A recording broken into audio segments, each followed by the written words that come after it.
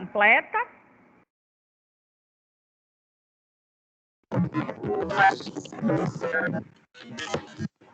Tá. Eu, Cassiane, Joelson e Ana Paula. Eu acredito que eles já estão aí. Tá, então vocês vão apresentar slide? Sim. Tá, então fique à vontade. Podem ir se organizando, compartilhar quando estiverem prontos. Deixa eu só anotar quem ficou na equipe 1. Equipe 1 ficou a Lívia, Joelson. Quem mais? Oi, professora, boa tarde, Ana Paula. Lívia, Joelson, Ana Paula. Quem mais? Cassiane. E a Cassiane. Tá ótimo, então. Podem começar. Se vocês não souberem compartilhar e quiser que eu compartilhe, é só colocar no chat o slide.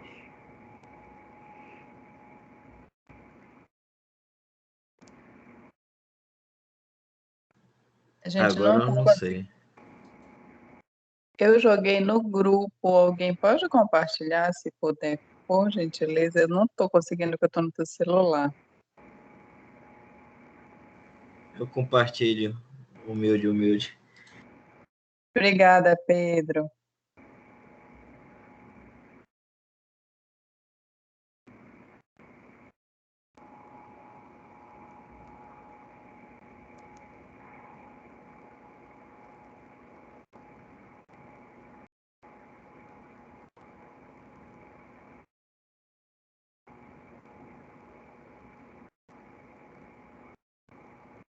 Só um minuto, prof, que eu estou abrindo um arquivo aqui.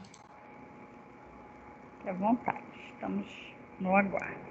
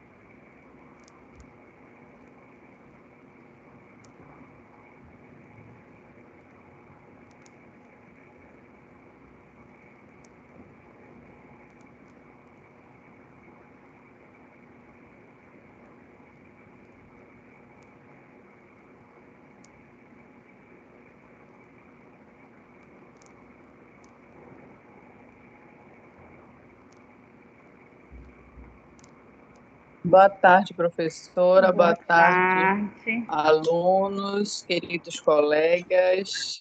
Boa tarde. Nosso primeiro grupo vai apresentar sobre o atendimento domiciliar em psicologia clínica. Tá? O nosso grupo é formado pela Cassiane, Ana Paula, Lívia e Joelson. Vamos lá. Pode passar, Pedro. Obrigada. Oi, gente. Boa tarde. Bom, eu vou falar como surgiu o atendimento domiciliar no Brasil. Primeiramente, ele surgiu logo após a Segunda Guerra Mundial, em 1949, lá na cidade do Rio de Janeiro. Por esses meados, assim. Bom, eu vou explicar para vocês também um pouco do processo de deshospitalização, que seria que na época, em 1967, havia um hospital lá na cidade de São Paulo, que é o Hospital do Servidor Público. E na época, esse hospital estava superlotado, né? Precisava de leitos para os pacientes em estados mais graves. E o intuito deles, dos profissionais de saúde, eram retirar os pacientes mais estáveis para poder atender, né, no domicílio. Foi aí que gerou esse termo, atendimento domiciliar. E aí, como eles levaram esse paciente para suas residências, foi lá que começou os cuidados, né? Os cuidados paliativos, os cuidados necessários na residência do próprio paciente. Essa modalidade ela foi normatizada no SUS, né, em 97, que foi ganhando força, né? Hoje em dia, nos dias atuais, tá muito visível o atendimento domiciliar. A maioria das clínicas particulares, o SUS, já faz esses atendimentos, né? Os profissionais de saúde, eles já agem dessa forma, porque, de qualquer forma, é muito importante, né, para o paciente. Às vezes tem pacientes que, infelizmente, não pode nem se deslocar para o hospital, para um atendimento, para a clínica. Então, com essa ajuda, né, com essa equipe multidisciplinar dos profissionais de saúde, inclusive nós, psicólogos, né, que somos muito importantes também nesse ramo, faz com que isso seja confortante, né, para o paciente. E é isso. Hoje em dia está bem atual, né? Tipo, expandiu muito pelo Brasil todo o território brasileiro. E é isso. Foi assim que surgiu o atendimento domiciliar no Brasil. Obrigada. Sim. Olá, boa tarde, professora. Boa tarde. Eu vou dar continuidade ao que a Lívia falou sobre o atendimento domiciliar em psicologia e o papel desse psicólogo atuando no atendimento domiciliar. Essa prática, ela nos últimos anos, ela cresceu demais, né? Houve uma grande necessidade, como a Lívia falou, e hoje, graças a Deus e ao trabalho também desses profissionais que desbravaram, né, esse trabalho, desenvolveu-se muito, foi aprovado e bastante requisitado, até porque muitos desses pacientes, eles doentes, né, muitas das vezes ficam sem condição de sair de casa, né? E esse papel do psicólogo, ele é fundamental nessa área, porque ele vai até o paciente, esse psicólogo, né? Ele é capaz de fazer esse tratamento não só para o paciente, mas como também para a família, né? Porque eu vou colocar aqui uma coisa até em prática aqui, que bem assim do nosso cotidiano. Eu tenho um parente que ele está fazendo tratamento, né? É o CA. E você sabe que a questão do tratamento CA, que o pessoal da saúde também conhece muito bem, é um tratamento que mexe muito com o físico, mental, né, desse paciente, e não também somente com o paciente, mas com os familiares, né, que estão envolvidos, né, no tratamento desse paciente. Então, o papel desse psicólogo, ele é nada mais que vir ajudar, né, nessa como uma maneira estratégica, né, para ajudar, né, a esse paciente a ter a compreensão, né, de que ele precisa passar por esse tratamento, passar pela questão dos medicamentos, né, ter muitas das vezes a paciência, né, de saber esperar, porque realmente é muito difícil, né, tanto para o paciente como também para os de casa. Então, hoje nós já vemos dessa forma esse atendimento, né, sendo desenvolvido assim de uma forma bastante positiva, né, e, e também estabelecendo, né, um bem-estar tanto principalmente para as famílias, né, que precisam, né, e muitas das vezes antigamente não se tinha isso, né? Então hoje melhorou bastante, né?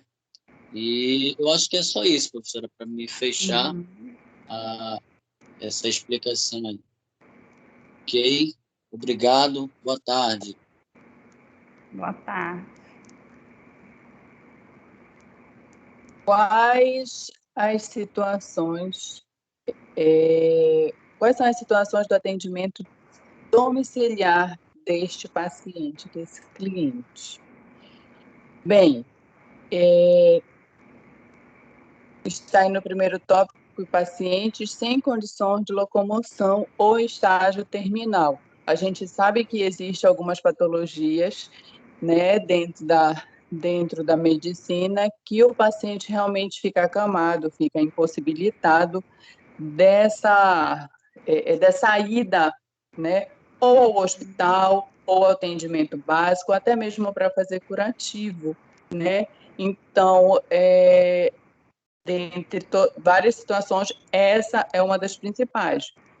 O paciente, de acordo com alguma determinada patologia, ele fica impossibilitado de sair de casa para ir até a clínica ou hospital, tá? E pacientes em estágio terminal, né? Pacientes mesmo que já foram diagnosticados, que não tem mais nenhuma situação de que vai fazer medicamento, que vai, então eles já pela debilidade da doença, eles acabam ficando em casa, acabam depois com a debilidade mesmo da doença, com a situação, eles acabam ficando acamados, né, mais conscientes, e aí acontece esse atendimento. Existe também a paciente com a liberdade assistida, que são os presos, né, que estão sendo observados juridicamente, que eles têm um horário a ser seguido, eles também precisam passar por esse atendimento, é uma classe realmente que precisa desse acolhimento, né? A gente sabe que são pessoas, nós não vamos estar aqui para julgar, não nos cabe julgar, só nos cabe dar esse atendimento e de forma humanizada, tá? Tem outra situação também, que é a situação jurídica, em uma situação específica em que a justiça peça que aquele psicólogo, geralmente vai psicólogo, assistente social, fazer uma visita, ou uma situação de uma criança que esteja, foi vítima de abuso, ou alguma situação de situação que a justiça, cabe à justiça dar algum parecer, pode sim, o juiz pode solicitar o atendimento, a ida, tipo, uma criança que sofreu vítima de abuso ou está sendo, enfim, alguma situação jurídica, e aí aquele juiz intercede para que aconteça a visita domiciliar, a visita da família, converse com o pai ou com a mãe, ou quem esteja fazendo parte daquele convívio familiar. Então, o psicólogo, ele cabe, sim, esse atendimento, e aí ele vai fazer a sua evolução e entregar para o juiz de acordo com o que ele analisou, que ele interviu junto, geralmente vai com assistente social, né? Tem toda aquela situação, tá? Tem a psicologia comunitária, né? E vou falar agora da estratégia saúde da família, que é um atendimento primário que acontece no posto de saúde, é aquele atendimento primário, onde pode ser a pessoa, claro, tem que querer ser atendida, um familiar pode intervir, né, chegar no posto de saúde e fazer esse pedido, né, e o prolongamento deste atendimento é o NASF, né, eu não coloquei aí, não coloquei, o NASF é aquele atendimento domiciliar, por exemplo, a enfermagem tem um horário, né, tem que seguir o horário. Olha, seu João, nós vamos estar aqui a horário para fazer o seu curativo, esteja tomado banho. Aí também vai entrar em comum acordo com uma equipe multidisciplinar, né, que o psicólogo ele faz parte. Olha, o psicólogo neste dia também vai estar vindo, né? Então tem um horário de acordo a ser seguido, né? O paciente ele vai estar orientado por aquele horário, tá? E também o paciente ele precisa querer. Isso é muito importante, tá? E também ter o acompanhamento terapêutico. Tem algumas clínicas ou hospitais que já tem o SAC, né, o Serviço de Atendimento, SAD, perdão, Serviço de Atendimento Domiciliar, em que o psicólogo também acontece isso, dentro da particularidade, né? Acontece esse atendimento domiciliar, onde tem que ter a privacidade do paciente, né? Tem que estar... então, tudo tem que ser entrado em comum acordo, o horário, o atendimento, e o paciente precisa querer este atendimento. Isso é o primordial, é o principal.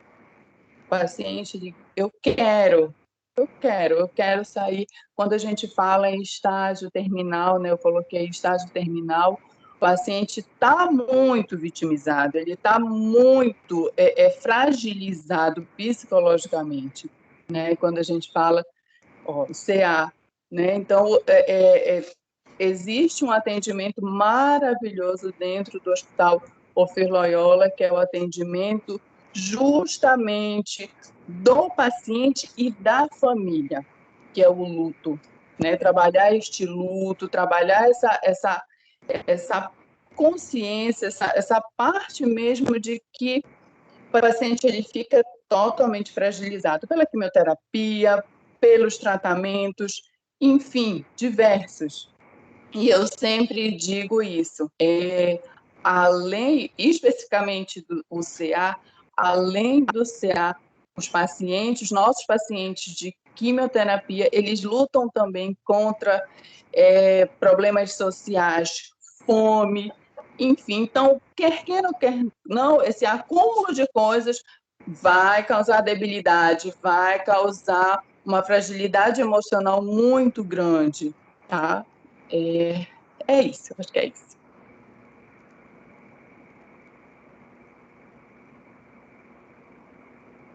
Boa tarde, gente. Boa tarde. Nós trouxemos algumas orientações referentes aos cuidados que o psicólogo ele deve ter ao realizar esse atendimento domiciliar. É importante que o paciente ele esteja ciente que o psicólogo ele vai realizar esse atendimento. Os princípios éticos e técnicos eles devem ser mantidos. O psicólogo também ele deve ter em mente que mesmo que o atendimento ele seja em domicílio, a preservação de aspectos como o sigilo e a qualidade dos serviços prestados, eles também devem ser mantidos. E condições dignas e apropriadas. Também vale ressaltar que é importante o estabelecimento de contrato terapêutico por escrito, para que o paciente ele esteja ciente de seus direitos e deveres e também do papel do psicólogo. É isso. Ok. A gente finalizou, acho que é só isso mesmo, professora. Tudo bem. Então, isso que vocês colocaram sobre o atendimento domiciliar está relacionado ao que a gente tem falado na nossa sala de aula sobre o SET, né? Então, esse é o grande desafio no atendimento domiciliar. Como garantir o setting terapêutico, né? Que dentro do consultório a gente consegue manter o sigilo, né? A gente tem um espaço ali organizado e reservado para a escuta qualificada daquele nosso cliente. Mas dentro de um domicílio, a gente vai ter que criar esse espaço, criar esse set, né? Então, como é que isso vai ocorrer dentro do domicílio? A gente precisa verificar onde vai ser feito esse atendimento. No quarto do cliente? Será que não é um lugar muito íntimo para a gente entrar?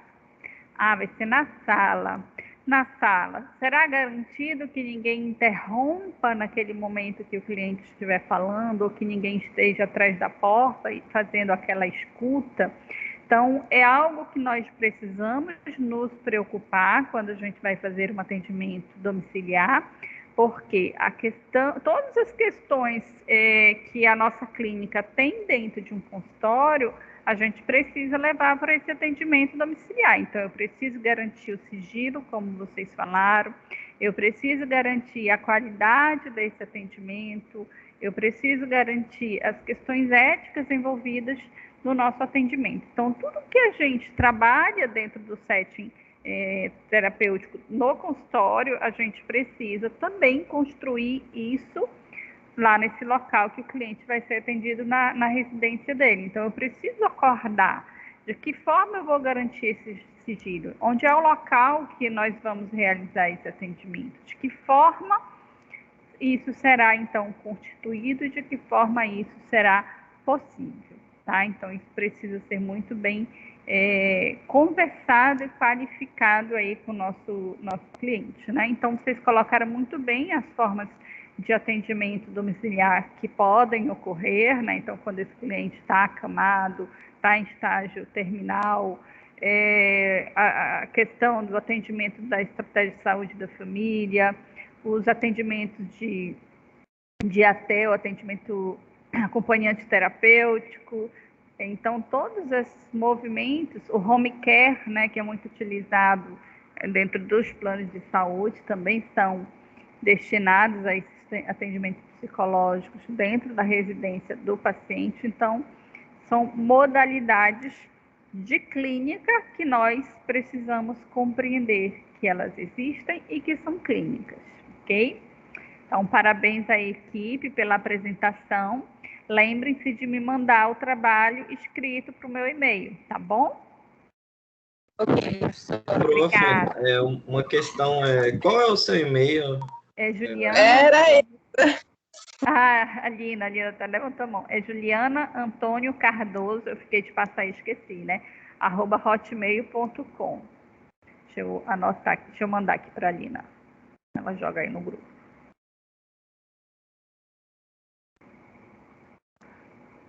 Juliana Antônio Cardoso. Pronto, já mandei aí no seu zap, Lina, aí. Coloca aí pro pessoal no grupo. Vamos lá, equipe 2. Professora, eu gostaria de debater um pouquinho da equipe 1. Pode falar, pode perguntar. É porque quando eu estava escutando eles falando, acabou vindo nas minhas observações as falhas do nosso governo, as falhas dentro da própria história do atendimento domiciliar e o que tudo isso acarreta, né, as dificuldades.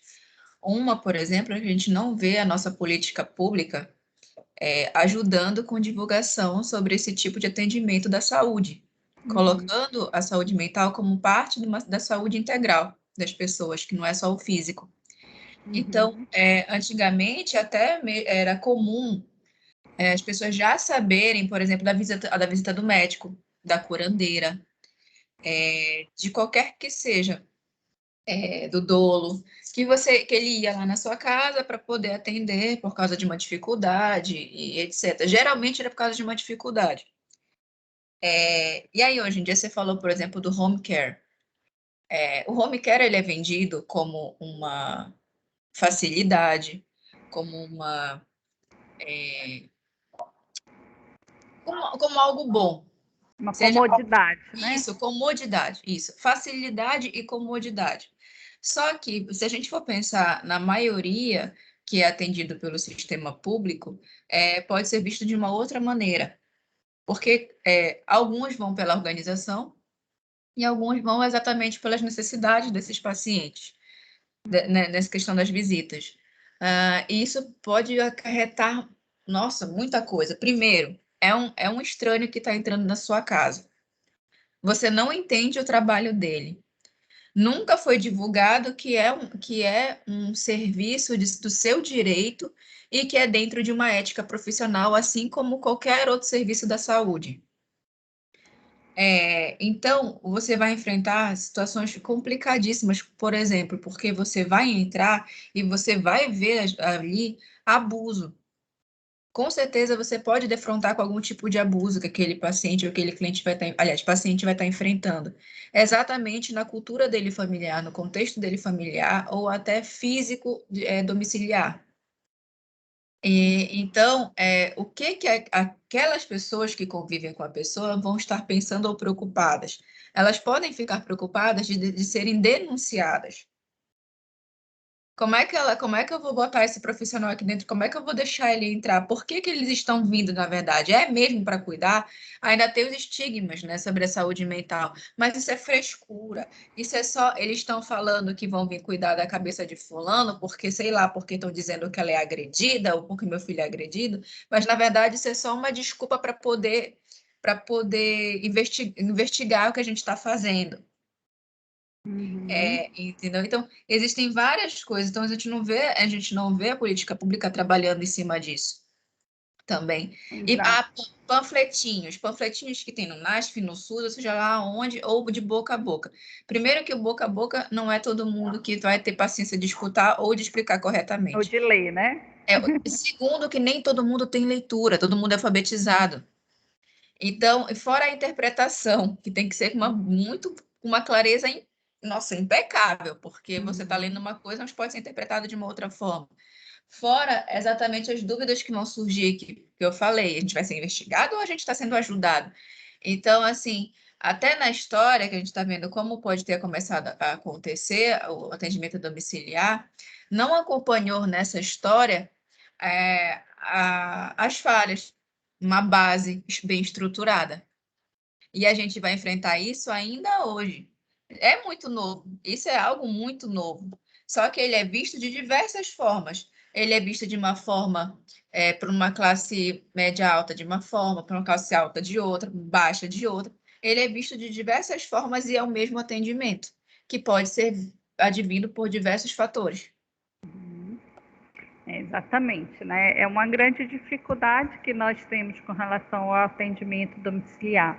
É algo extremamente importante, necessário, como a gente viu, para aqueles que estão em situações que não conseguem se locomover, mas ainda é pouco divulgado e temos que ter, sim, os cuidados, né? Então, é muito delicado a gente entrar, né? Como você mesmo colocou, um estranho entrando dentro da minha casa. De que forma nós vamos conseguir garantir, né, uma boa escuta naquele espaço onde eu, psicóloga, não tenho controle, né? Diferente de quando eu estou no meu espaço, eu tenho controle total daquele consultório para que ele esteja ali preparado para receber aquele cliente, né? Eu ir até a casa desse cliente vai ter ali uma grande responsabilidade dele e daquela casa para que a gente consiga, então, ter um espaço para a escuta, né? E eu consiga, então, garantir o meu atendimento, né? Que ele se desenrole da melhor forma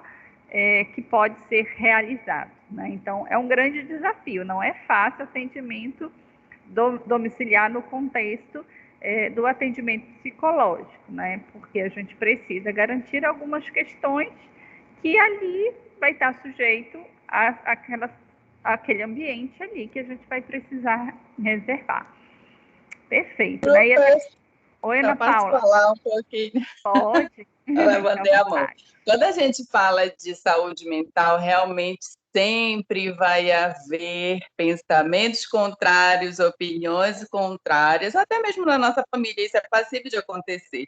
Às vezes a gente toma certas decisões e ainda assim, não estando falando de saúde mental, ainda assim a gente é recriminado de alguma forma. Então, quando a Lina começou a falar tudo isso, me veio na cabeça que a estratégia Saúde da Família, ela é nova, né? Ela é nova, salvo engano, não tenho certeza. Salvo engano, ela é de 1996, salvo engano. Então, é uma modalidade nova, né? E que ainda vão surgir paradigmas e que ainda vai acontecer muita coisa, né? Mas quando, por exemplo, um paciente ele é atendido ou acontece um atendimento de um familiar dentro da estratégia, dentro do atendimento básico, o médico ou o médico do NASF que tem esse atendimento já acontece em domicílio e ele dá muito certo, porque eu tenho muitas amigas que trabalham nesse atendimento e dá certo. É uma questão de conversar, é uma questão de também ter habilidade em falar, né, dessa modalidade. O próprio médico ele pode solicitar, né? Eu esqueci de falar, mas o próprio médico, dentro da estratégia, ele pode, do atendimento domiciliar, ele pode solicitar. Em relação a contrapartidas, isso sempre vai acontecer. É uma modalidade nova, salvo engano, não estou lembrada, mas é de 1996. Então, porque eu estou estudando o SUS, e aí me lembrou, com toda essa fala da Lina, é muito novo. E quando é muito novo, a gente tende ainda a ficar muito receoso, ainda é distante. O novo ainda é distante. Mas é isso que eu falo, Ana Paula, falta política pública. Não é porque algo é novo, né, que você já não tem que preparar, que você já não vai preparado exatamente por essas coisas que podem ocorrer. Se eu, uma simples estudante aqui, consigo ver as falhas, só na sua fala que está me vendendo uma ideia, como é que outra pessoa estudada, ou que a gente coloca no governo, não vê essas falhas? Tá entendendo? Eu sou uma simples estudante. E você aí está me vendendo uma ideia. Mas isso eles não querem, eles sabem, mas eles não querem isso. Aí a outra coisa que eu escuto você falando e eu fico até triste é porque o médico pode solicitar ou tem beleza, mas quem é que explica a importância daquele trabalho? É o médico que tem que convencer? Ou será que o psicólogo já não pode tomar um pouco mais à frente disso? A gente vai ficar à mercê de médicos há quanto tempo para demonstrar a importância do trabalho com a saúde mental? Na verdade, a estratégia de saúde da família, nós fazemos parte da equipe, né? Mas, se eu salvo engano, ela é gerida por um enfermeiro-chefe que organiza toda a equipe, que aí é composta de psicólogo, que é de médico.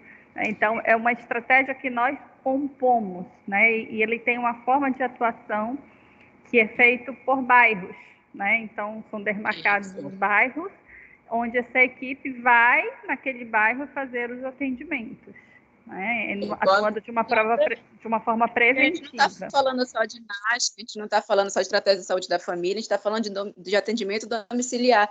É exatamente nisso que eu falo, que a gente tem que se impor mais, que a gente tem que falar mais sobre o assunto, mais sobre a nossa ética de trabalho mesmo, até para a gente se precaver das situações que vão surgir. Porque esse atendimento domiciliar não é só pelo NASF, não é só pela estratégia de saúde da família, não é só, tá entendendo? Não é só pelo home care.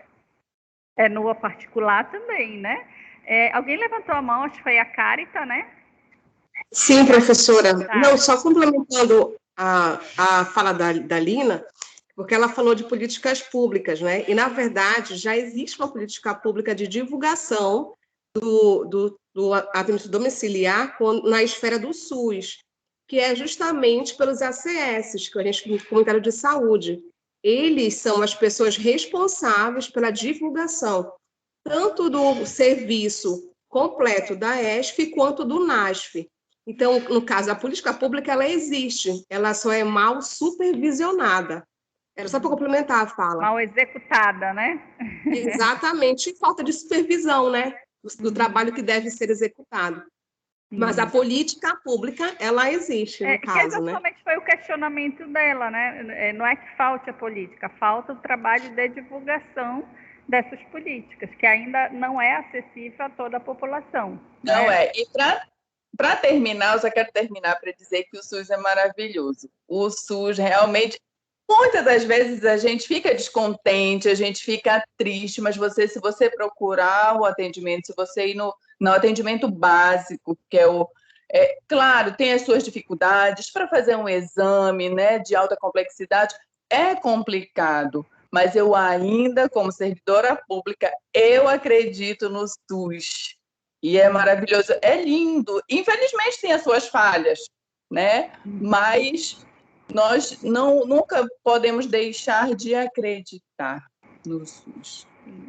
O desenho da política é extremamente bonito, né? Ele só ainda não funciona como está no papel, mas é realmente muito bem delineado a estrutura do SUS, né? Mas a gente está caminhando, né? A gente também não pode... São políticas que foram criadas e começaram a ser executadas bem recente, né? Então a gente vê aí de 94 para cá, de 2000 para 2011, se eu não me engano, onde teve realmente uma ascensão maior, e a tendência é que isso vá melhorando cada vez mais, né? A gente não pode desacreditar, pelo contrário, temos que acreditar e, enquanto profissionais da saúde, trabalhar na disseminação de divulgações dos serviços, né? Que a gente precisa fazer a população, informar, né? Faz parte do nosso papel. Muito bem, gente, obrigada, estou gostando de ver. Equipe 2 agora. Opa, boa tarde. Boa tarde. Quem é a equipe 2? Quem compõe? Eu, Joane, o Pedro, o Thiago e a Débora. Débora já está aqui? Já. Thiago e Débora. Perfeito. Podem começar, podem compartilhar, se forem apresentar em slide. Tu vais compartilhar, Pedro? Sim, vou compartilhar, já estou.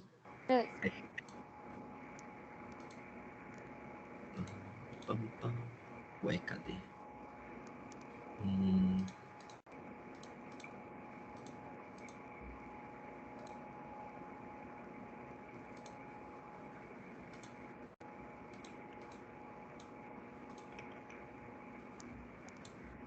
Vai ser a tela cheia, então. Que eu não estou achando para compartilhar. Essa setinha para si. Achou?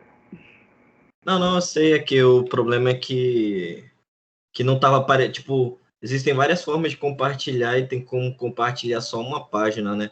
Aí, mas não estava aparecendo como uma página só. Entendi. Mas de boa. Já estou compartilhando. A gente vai falar sobre a clínica ampliada. O grupo é composto pela Débora, a Maria Joane, eu, Pedro e o Thiago. Aí o Thiago vai começar.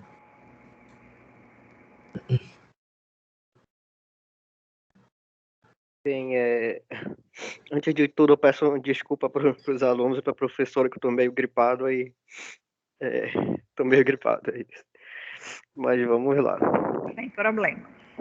Bem, a clínica ampliada, ela vem como eu posso dizer que boa parte dos textos que a gente viu, dos estudos, ela indica muito uma preocupação social. Seja o nascimento da clínica ampliada veio a partir de uma preocupação social, ou ela foi por causa de uma preocupação social, né? Que isso vai ser detalhado pelos outros alunos sobre isso. E essa seria uma das questões principais, né, de levar o que normalmente se tinha para a clínica naquele conceito mais clássico, que é basicamente você num aposento, numa sala, você e o psicólogo e o cliente ali, ou o paciente, né? E se tem, e por várias questões, se buscou, como o nome diz, ampliar esse conceito, ampliar para considerar as questões que interagem com o sujeito, que vão estar nele ali, mesmo que implicitamente, como, sei lá, a família dele, os amigos, a comunidade e outras coisas mais. E a partir daí se tem uma preocupação de atuar nessa comunidade, né, de atuar nessa sociedade. E por isso que pouco a pouco, gradualmente, a clínica vai se ampliar através dessa preocupação, desse meio, né? E por essa própria preocupação a gente vê um meio do psicólogo atuar socialmente, uma facilitação dele atuar na sociedade. Eu acho que é isso por enquanto. Pode passar, Pedro.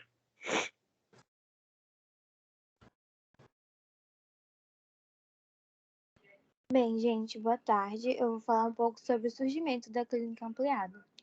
Bem, ela é uma prática que iniciou lá por volta da década de 90, então também é uma modalidade recente, né? E que tem ganhado cada vez mais espaço.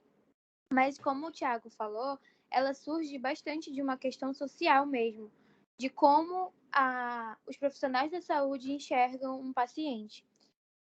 Então, assim, geralmente, até hoje em dia isso ainda acontece, mas a clínica ampliada, ela surge para tentar diminuir essa fragmentação do serviço da saúde, tanto pública quanto privada, né? Que era a visão focada no paciente e unicamente o profissional que ele está. Porque como a área da saúde ela se fragmentou em várias especialidades, a clínica ampliada surge nessa prática de integrar todas essas especialidades, para começar a enxergar o paciente como um ser holístico. Então, não somente olhando para o seu lado biológico, mas também como o psicossocial, que é muito importante também na qualidade de vida dele. Então, ela é uma prática que vem para abarcar essas questões de conseguir fazer essa prestação de serviço para uma pessoa, né? Então, através dos anos, ela tem ganhado mais força, mais espaço, e ela entra como uma das diretrizes da Política Nacional de Imunização, né? E que a gente sabe que vem sendo cada vez mais utilizado. Não só essa questão de ver o paciente, como muitos aqui com certeza já percebem, a gente poder utilizar vários serviços da saúde em si, como estavam falando, né, no outro grupo. Por exemplo, pacientes do Filoiola, eles começam lá com o médico, mas também já são encaminhados para assistência social, psicólogo, né? E todos esses profissionais vão utilizando e eles têm, né, um registro diário de que cada profissional anota a evolução do paciente. Então, a clínica ampliada, ela vem justamente para isso, para melhorar a comunicação entre várias especialidades, para que assim, cada vez mais a gente possa promover essa qualidade de vida para as pessoas. E o psicólogo, como parte de uma equipe multidisciplinar, ele atua frequentemente nisso. Então, é um serviço que vem tanto para prevenção quanto para cuidar mesmo desse paciente. Então, a gente tem que analisar a história clínica e pessoal de quem utiliza o serviço. E é isso que é a importância também da clínica ampliada ser disseminada, né? Como já falaram aqui, do atendimento domiciliar, mas também o nosso papel como futuros profissionais também é dar às pessoas essa informação de que a gente precisa também do histórico clínico do paciente. Ele não vai chegar unicamente e a gente ignorar todas as áreas da vida dele e trazer só o que ele fala. Então, essa análise também é muito importante. E daí, esse surgimento da clínica. Podem passar aí. Bom, agora sou eu. A clínica é mais ou menos o segmento da clínica ampliada ele é bem o que os outros colegas estavam pautando, de que ele vem de um surgimento social, né? Da mesma época do surgimento da unificação do SUS, ele foi se tornando muito maior do que eu imagino que ele era no início, né? E ainda mais no país como o Brasil, que eu acho que tem uma coisa que eu fiquei intrigado com a fala da Lina no trabalho anterior de como é desorganizado realmente, de como falta muitos aspectos a serem melhorados, mas eu acho que para um país com um tamanho continental que é o Brasil, eu acho, e muito novo, né, muito prematuro, digamos assim, nós somos um dos últimos países a abortar a escravidão, por exemplo.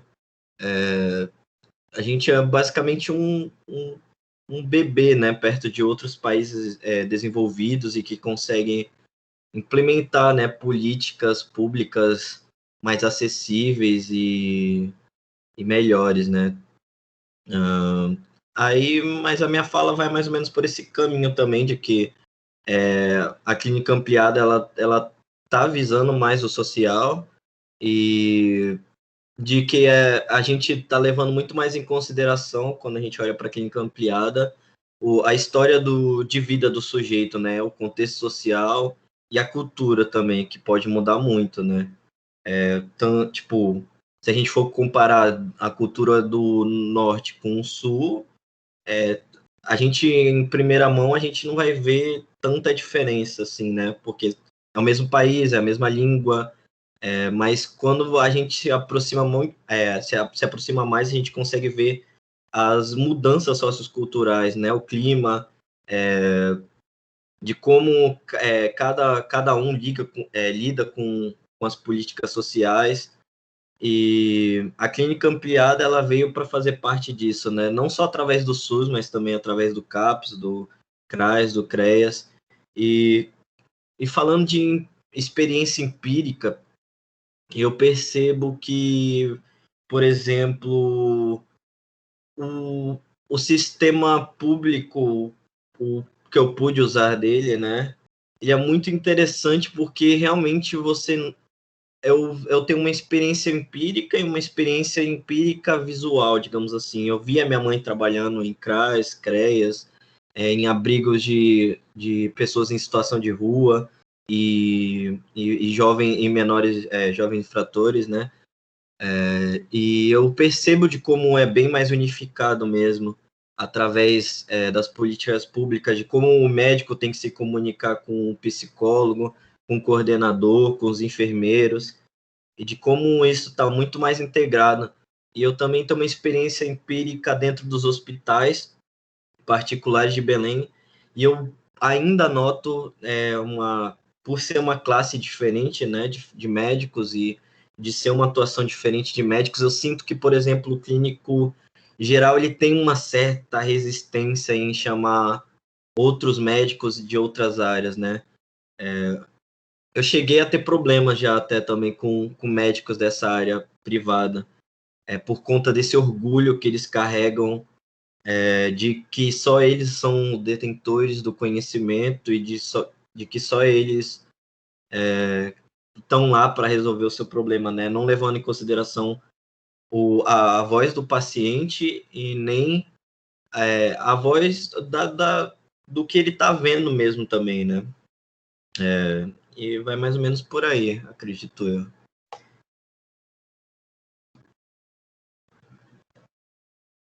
Agora é a vez da Débora.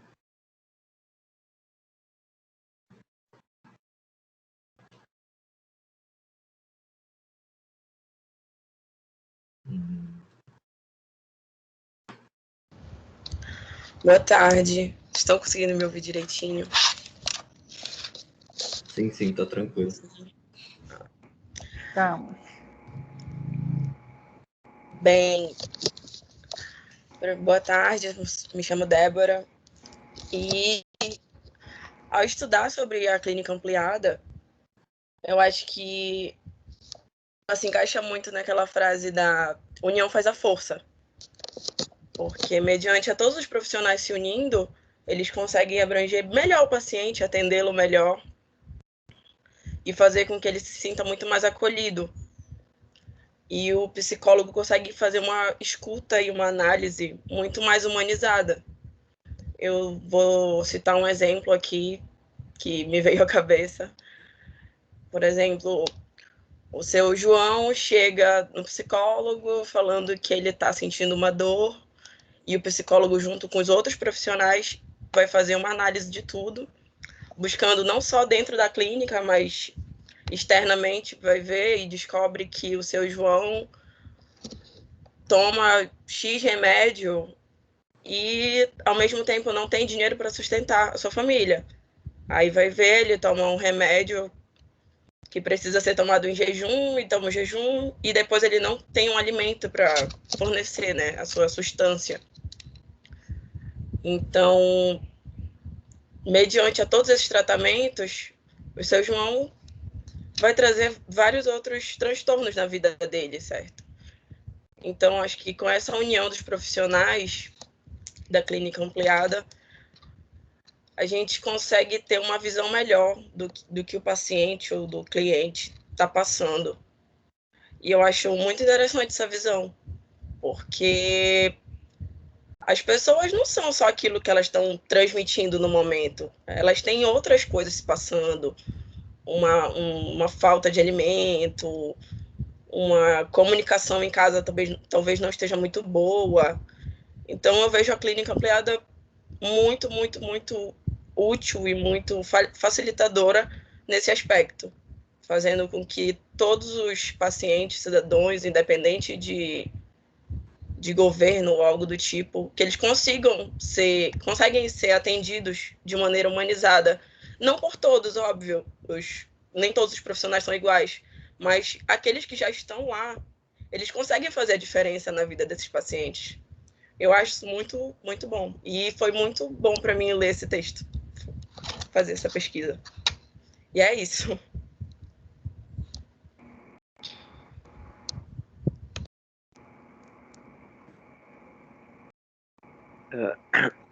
E já concluindo, uma das falas que mais me deixou pensativo assim foi que de um dos artigos que a gente pegou para basear o texto, foi que, se eu não me engano, um grupo ele fez um levantamento sobre temas sobre a clínica ampliada em si, da proposta da clínica ampliada em um fórum. E fizeram esse levantamento para outros psicólogos, uma certa quantidade lá, uma boa quantidade de psicólogos, para eles levantarem os dados e assim levantar os temas, né? Ao redor disso, de como eles achavam a atuação deles, o que seria melhor, o que deveria ser melhor trabalhado, enfim, como eles atuam, como é a atuação numa clínica ampliada, né? E uma das falas que eu acho que dá para fechar bacana esse tema, ou dá para a gente refletir, é que fala disso, da realização de uma utopia dentro da psicologia, que é de um dos entrevistados que fala isso, de um dos psicólogos entrevistados. E nisso inclui a ideia da psicologia de se preocupar com o ser humano em um contexto mais amplo, né? Em um contexto que considera a saúde como algo total. É claro que ele não vai conseguir abarcar tudo isso, mas na saúde mental, por exemplo, não só a saúde mental em um conceito talvez muito antigo que se refira só a cérebro, que a gente já sabe que, mesmo se falando vem tudo ali do cérebro, isso é bem abrangente, né? Hoje em dia a gente sabe que não é só isso. E a gente sabe que o corpo também responde àquilo. Então, a clínica ampliada, assim como várias outras novas propostas de atuação clínica, vem como uma maneira de realizar essa utopia. Essa fala do entrevistado que eu gostaria de trazer como uma conclusão, né? De realizar essa utopia diante dessas várias dificuldades que a gente pode ter no dia a dia, diante, por exemplo, de uma dificuldade que ali no consultório o psicólogo pode perceber que o cliente dele tem, mas que em uma outra circunstância ele não iria atrás disso, ficaria só ali no consultório e saindo e vendo outro ambiente, tendo contato com outras pessoas com outras de outra área de atuação, né? Eles vão poder ver que como isso vai para outros campos. Né? E é isso. Obrigado a todos e foi esse o nosso trabalho. Muito obrigada aí pela apresentação, excelente apresentação. Então, a gente está vendo aí, né, discutindo essas novas modalidades de clínica, né, e o tanto que nós estamos modificando a nossa prática e nos adaptando ao que é real, né, às mudanças que são necessárias e que a gente consiga, então, atender, né, os nossos clientes em todas as esferas e em todas as suas necessidades e acessível a toda a população. E não somente aqueles que podem pagar o serviço para dentro de um consultório, mas a gente consegue estar hoje de várias formas, em vários locais e atendendo de um conceito não, mas de um olhar diferente, né, um olhar mais ampliado, como o próprio nome sugere, da clínica ampliada, onde a gente sai só do meu olhar, só dentro da prática da psicologia, mas a gente entende esse olhar daquele sujeito em todo o seu contexto, né? E também com os olhares dos outros profissionais que estão ali envolvidos para promover esse bem-estar e essa qualidade de vida àquele que está precisando de ajuda. Alguém gostaria de fazer alguma colocação sobre o tema?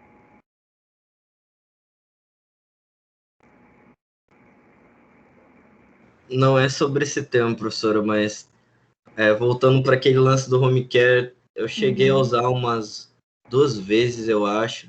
Uma porque eu tive um desentendimento com uma médica de um hospital aqui de Belém, aí eu optei assinar o termo lá e continuar no home care, né, no caso.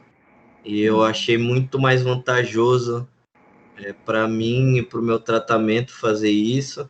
Mas aí eu tô falando também de um plano particular, né, no caso.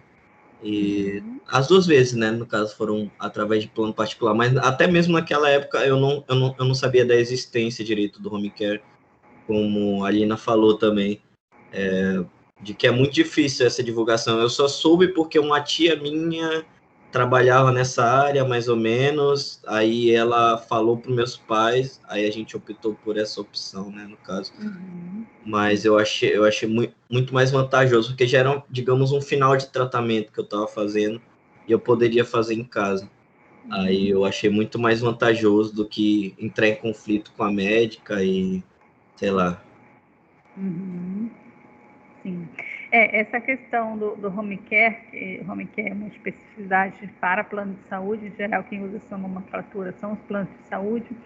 Eles existem, mas como o Pedro falou, e como a Lina também falou, são pouco divulgados, né? Por quê, gente? Porque é mais caro, né? Imagine o plano de saúde mandar o profissional na casa de todos os usuários, né? Então, eles divulgam pouco e para aqueles casos que realmente a pessoa não consiga se locomover, tenha bastante dificuldade, justamente para não onerar o plano de saúde, né? Então, isso aí é algo que a gente pode ler nas entrelinhas.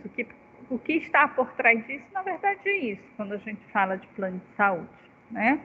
Mas é algo extremamente importante que as pessoas saibam que existem e que pode utilizar quando elas estiverem realmente numa condição que as impeçam de se locomover, né? E hoje a gente tem aí agora a facilidade do atendimento online, né, que a gente já tinha antes da pandemia, mas de um formato bem restrito para os atendimentos, era bem burocrático por parte do nosso conselho, né, a gente tinha que ter uma plataforma, pagar acesso a uma plataforma, a gente não podia utilizar hoje, não podia utilizar, por exemplo, uma plataforma do Zoom, por exemplo, a gente não podia, né?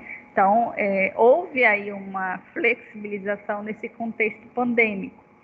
E eu acredito que quando passar, né, quando tudo melhorar, deva continuar. Eu acredito que a gente não vai retroceder em algo que já foi evoluído, né, e algo que a gente viu que é extremamente importante, né, e o tanto que isso vai ajudar as pessoas, tanto financeiramente, quanto em questões de tempo, de não estar se locomovendo até o profissional, e questões financeiras mesmo, né? Então, eu não preciso gastar um dinheiro para ir até lá no local onde eu vou ser atendida e nem perder um tempo no trânsito. Então, isso facilita a vida. Mas também a gente volta ao mesmo desafio de garantir o set terapêutico por meio da mediação de um computador, né? Então, esse meu cliente, ele tem um local realmente que ele consiga preservar o sigilo daquilo que ele vai me contar, que aí vai ser algo que independe de mim, eu não vou conseguir garantir que ninguém vai estar atrás da porta ouvindo o que ele está falando. Vai ser ele, dependendo do contexto dele, que vai ter que verificar se é realmente viável, dentro das possibilidades dele, um atendimento online, porque às vezes não é, às vezes a gente mora com muita gente e a gente não consegue ter realmente uma certa privacidade de um horário, de um local onde ninguém me escute, onde ninguém me interrompa. E aí são os desafios que a gente vai vencendo e construindo conforme as coisas vão evoluindo, né? E é algo que a gente vai costurando na nossa prática profissional, tá? Então, o objetivo do nosso seminário é justamente discutir essas diversas práticas para que a gente se inquiete mesmo e a gente comece a conhecer e a gente comece, então, a praticar e a pensar na clínica como uma clínica ampliada, né? Uma clínica onde temos diversas formas de atuação para além do consultório, tá? Retirar a visão de consultório do nosso papel, né? Não retirar no sentido de que ela não exista, mas de que não é só essa, tá?